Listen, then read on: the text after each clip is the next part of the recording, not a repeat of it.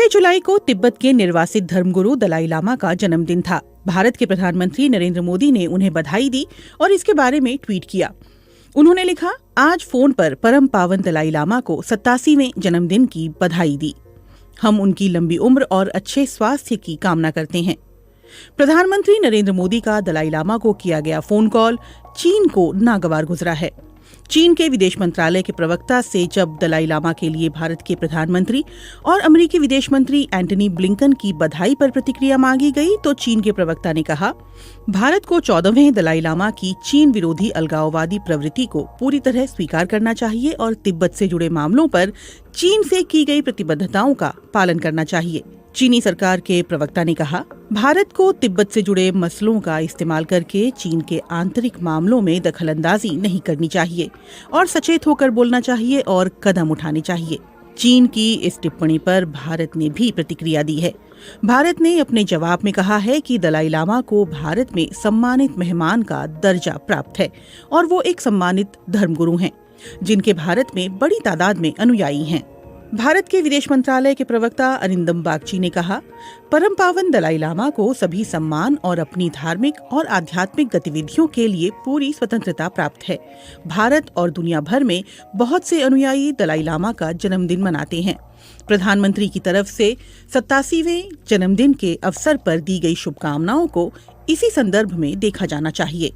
चीन दलाई लामा को अलगाववादी नेता मानता है। चीन पर नजर रखने वाले विश्लेषकों का मानना है कि दलाई लामा को लेकर चीन की ये टिप्पणी सामान्य मानी जाती अगर भारत और चीन के बीच मौजूदा समय में तनाव नहीं होता।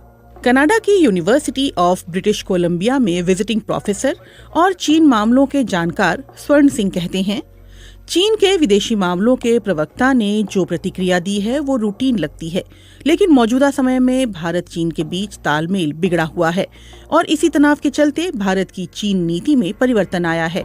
ये उसी का जारी रहना है। स्वर्ण सिंह कहते हैं, दलाई लामा तिब्बती लोगों के सिर्फ सबसे बड़े नेता ही नहीं हैं, बल्कि तिब्बत के लोग उनकी पूजा भी करते हैं।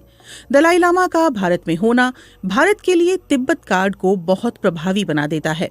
प्रधानमंत्री की तरफ से दलाई लामा को जन्मदिन की बधाई देना और फिर इस बारे में ट्वीट करना जाहिर तौर पर चीन के लिए एक संदेश है।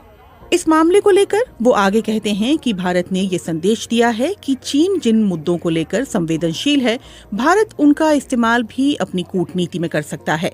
भारत ने ये साफ कर दिया है कि वो तिब्बत जैसे मुद्दों को उठाने में संकोच नहीं करेगा। दलाई लामा 14 और 15 जुलाई को लेह का दौरा करेंगे और बौद्ध मठ में जाएंगे। दलाई लामा की लेह यात्रा को लेकर भी चीन असहज हो सकता है। स्वर्ण सिंह कहते हैं, जब कभी भी दलाई लामा की इस तरह की यात्रा होती है या उनकी तरफ से कोई टिप्पणी होती है तो चीन उस पर औपचारिक ऐतराज जाहिर करता है। स्वर्ण सिंह मानते हैं कि ऐसा हो सकता है कि दलाई लामा की लेह यात्रा को लेकर चीन की तरफ से तीखी टिप्पणी भी आए।